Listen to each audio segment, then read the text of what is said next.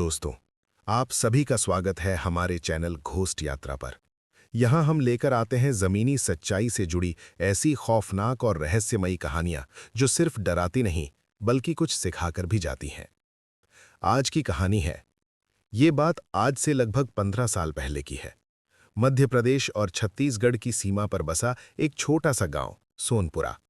चारों तरफ घना जंगल, बीच में कुछ कच्चे पक्के घर और गांव से थोड़ी दूरी पर एक पुराना कुआं जिसे लोग मनहूस कहते थे। दिन में सोनपुरा एक आम सा गांव लगता था, लेकिन जैसे ही सूरज ढलता यहाँ की हवा बदल जाती थी। लोग अपने दरवाजे बंद कर लेते, बच्चे चुप हो जाते और बुजुर्ग एक ही बात कहते, रात में बाहर मत निकलना, खासकर अमावस की रात। रात रानी की पहली चर्चा। मैं तब कॉलेज में था और गर्मियों की छुट्टियों में अपने मामा के घर सोनपुरा आया था। पहली ही रात मैंने महसूस किया कि यहाँ रातें बहुत भारी होती हैं, जैसे अंधेरा सिर्फ आंखों पर नहीं, दिल पर भी उतर आता हो। खाने के बाद जब मैं बाहर आंगन में बैठा तो मामा ने अचानक कहा, कल अमावस है, खिड़की भी मत खोलना। मैं हंस दिया।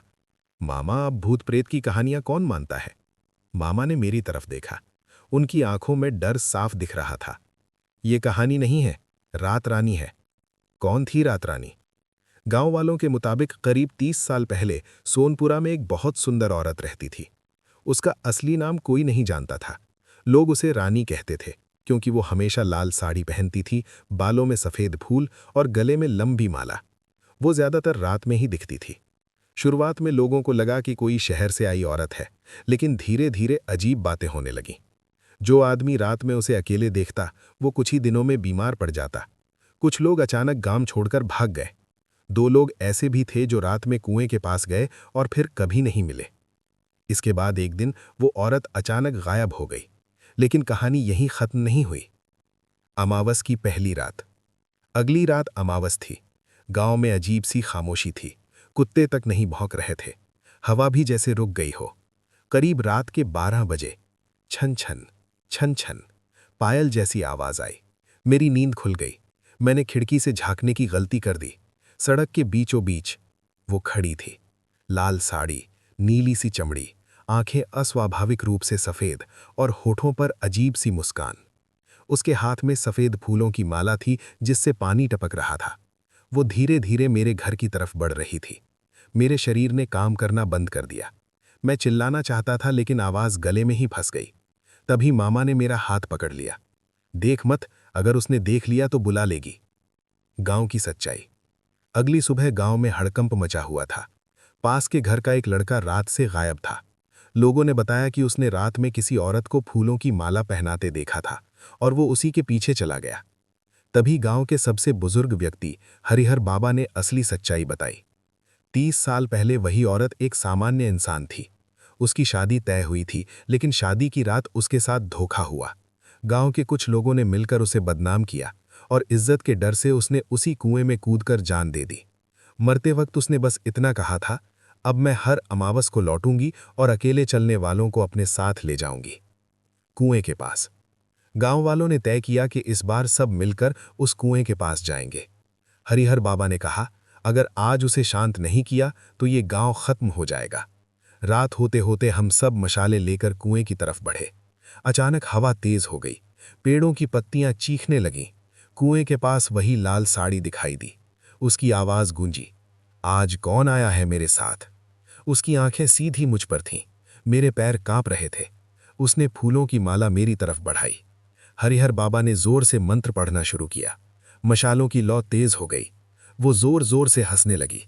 हंसी नहीं, जैसे कोई पत्थर रगड़ रहा हो। फिर अचानक वो कुएं में कूद गई। इसके बाद, उस रात के बाद सोनपुरा में फिर कभी किसी ने रात रानी को नहीं देखा। लेकिन कहानी यहीं खत्म नहीं होती। आज भी अमावस की रात उस कुएं के पास सफेद फूल मिलते हैं और कभी कभी छन छन पायल की आवाज। मामा आज भी कहते हैं, वो गई नहीं है, बस सो रही है। और मैं आज भी रात में लाल साड़ी देखकर रास्ता बदल लेता हूं, क्योंकि कुछ कहानियां कभी पूरी तरह खत्म नहीं होती। रात रानी के कुएं में कूदने के बाद गांव सोनपुरा में सब कुछ सामान्य दिखने लगा था। लोगों ने राहत की सांस ली। दरवाजे फिर देर तक खुले रहने लगे। बच्चे रात में खेलने लगे। लेकिन मैं जानता था, कुछ भी पूरी तरह खत्म नहीं हुआ है। पहला संकेत। उस घटना के ठीक 3 महीने बाद सावन का महीना आया। एक रात तेज बारिश हो रही थी, बिजली चमक रही थी और हर चमक के साथ पेड़ों की परछाइयां डरावनी लग रही थी। करीब रात के 2 बजे छन छन, वही आवाज। मैं बिस्तर पर सीधा बैठ गया। दिल जोर जोर से धड़कने लगा। ये आवाज अब कुएं की तरफ से नहीं, सीधे मेरे घर के बाहर से आ रही थी, दरवाजे के बाहर। मैंने हिम्मत करके दरवाजे की कुंडी खिसकाई। बाहर कोई नहीं था, लेकिन जमीन पर सफेद फूल बिखरे थे, पूरी तरह भीगे हुए, और बीच में एक माला। मेरे हाथ कांप गए। मैंने दरवाजा बंद कर लिया। अंदर से मां की आवाज आई, बेटा बाहर कौन था? मैं झूठ बोल गया। हवा थी, लेकिन हवा फूलों की माला नहीं छोड़ती। गांव में फिर डर। अगली सुबह पूरे गांव में हलचल थी। एक बुजुर्ग औरत रात में अपने घर से बाहर निकली थी और सुबह वो कुएं के पास बेहोश मिली। उसकी आंखें खुली थीं, लेकिन वो किसी को पहचान नहीं रही थी। वो बस एक ही बात दोहरा रही थी, उसने मुझे बुलाया था, लाल साड़ी वाली। लोगों के चेहरे उतर गए। हरिहर बाबा की बात याद आ गई, अगर आत्मा का हिसाब अधूरा रह जाए तो वो लौटती जरूर है। नई सच्चाई। हम सब फिर हरिहर बाबा के पास गए। इस बार बाबा पहले जैसे नहीं थे, वे कमजोर लग रहे थे। उन्होंने भारी आवाज में कहा, रात रानी शांत नहीं हुई, उसे बांधा गया था। हम चौंक गए। बांधा? बाबा ने बताया, 30 साल पहले उसे सिर्फ बदनामी नहीं मिली थी, उसकी मौत का सच छुपाया गया था। गांव के 4 लोगों ने मिलकर उसे कुएं तक धकेला था। उनमें से 3 मर चुके थे, लेकिन चौथा अभी जिंदा था, और रात रानी उसी को ढूंढ रही थी। वो आदमी, उस आदमी का नाम था भगत राम, गांव का सबसे अमीर व्यक्ति। लोग उसे इज्जत देते थे, लेकिन जैसे ही ये बात फैली, भगत राम के घर के बाहर भी सफेद फूल मिलने लगे। रात में उसकी छत पर पायल की आवाज आने लगी। उसने दरवाजे पर नींबू मिर्च टांग दिए, पूजा पाठ शुरू कर दिया, लेकिन डर उसकी आंखों में साफ दिख रहा था। अमावस की रात, फिर वही दिन आया, अमावस।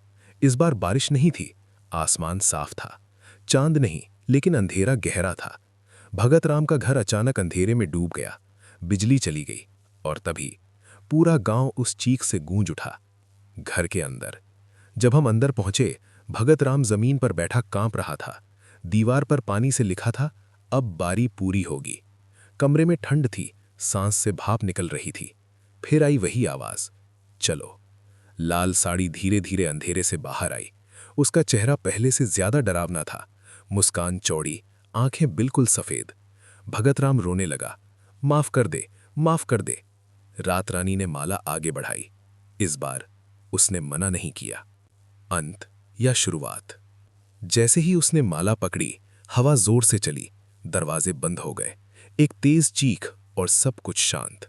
जब लाइट आई, कमरे में कोई नहीं था, न भगत राम न लाल साड़ी, बस जमीन पर गिरी हुई एक भीगी माला। आज भी भगत राम कभी नहीं मिला। कुआं पूरी तरह बंद कर दिया गया है, लेकिन सावन की अमावस में अगर कोई उस रास्ते से गुजरे तो उसे आज भी छन छन की आवाज सुनाई देती है। और गांव के लोग कहते हैं कि रात रानी अब बदला लेकर सो गई है, लेकिन अगर फिर किसी के साथ वही हुआ तो वो लौटेगी। भगत राम के गायब होने के बाद गांव सोनपुरा में एक अजीब शांति छा गई थी। लोग मान बैठे थे कि अब सब खत्म हो गया। गलती यही हुई, क्योंकि जिस डर को लोग भूलने लगते हैं, वही डर सबसे पहले लौटता है। बदलता हुआ गांव। कुछ महीनों में गांव वैसा नहीं रहा। रात होते ही बिजली अपने आप चली जाती, मोबाइल नेटवर्क गायब हो जाता, और सबसे अजीब बात, अब सिर्फ अमावस नहीं, हर मंगलवार की रात कुछ न कुछ होने लगा। किसी के घर के बाहर फूल, किसी की छत पर गीली पायल, और कभी-कभी किसी के कान में फुसफुसाहट, मैं अभी यहीं हूं। मेरे साथ पहली बार। एक रात मैं अकेला था। मामा शहर गए हुए थे। बारिश नहीं थी, हवा भी नहीं। फिर भी मेरे कमरे की खिड़की अपने आप खुल गई।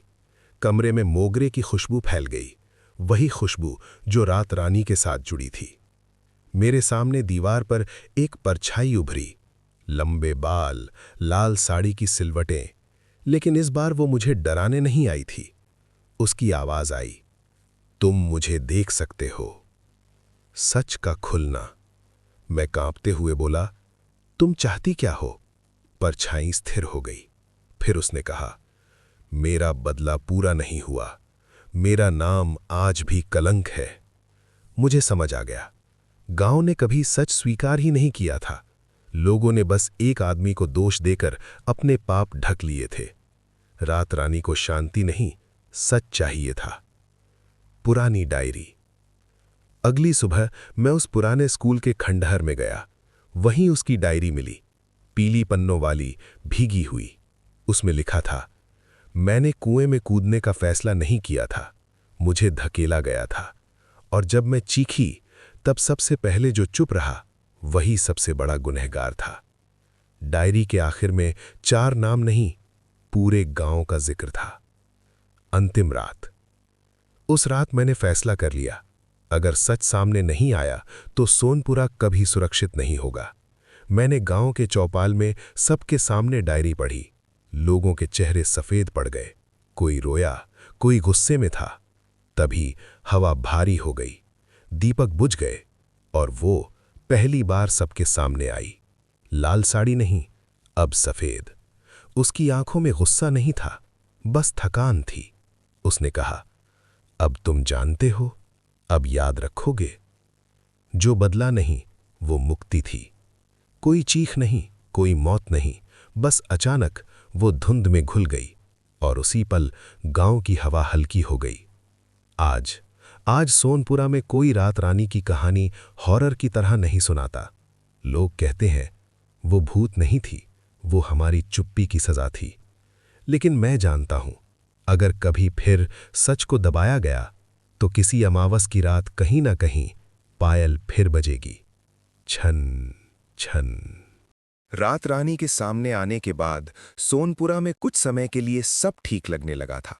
लोगों ने मान लिया कि अब आत्मा को शांति मिल गई है। लेकिन एक बात किसी ने नोटिस नहीं की। अब गांव में कहानियां खत्म हो गई थीं, पर यादें जाग गई थीं। नई शुरुआत, पुरानी बेचैनी। गांव में एक छोटा सा मंदिर बनवाया गया। कुएं को पूरी तरह मिट्टी से भर दिया गया। लोगों ने कहा, अब कुछ नहीं बचेगा। लेकिन हर अमावस के बाद एक अजीब चीज दिखने लगी। सुबह सुबह कुएं की जगह पर गीली जमीन पर पैरों के निशान, नंगे पैर, छोटे, और हर बार एक ही दिशा में जाते हुए, गांव की चौपाल की तरफ। नई पीढ़ी, पुराना डर। अब गांव में नए बच्चे बड़े हो रहे थे। उन्होंने रात रानी को नहीं देखा था, लेकिन वे अजीब बातें करने लगे। एक बच्ची ने अपनी मां से कहा, कल रात एक दीदी आई थीं। उन्होंने कहा, सच याद रखना। मां ने डांट दिया, लेकिन अगले दिन उसी बच्ची के हाथ में सफेद फूल थे। किसी ने उसे दिए नहीं थे। मुझसे आखिरी बार। एक रात मैं छत पर सो रहा था, नींद आधी थी। तभी लगा कोई बैठा है। मैंने आंखें खोली, वो वहीं थी। इस बार न लाल न सफेद, साड़ी रंगहीन थी, जैसे धुंध से बनी हो। उसने कहा, अब मुझे बुलाया नहीं जाएगा, लेकिन भुलाया भी नहीं जाएगा। मैंने पूछा, क्या तुम फिर लौटोगी? उसने हल्की मुस्कान दी।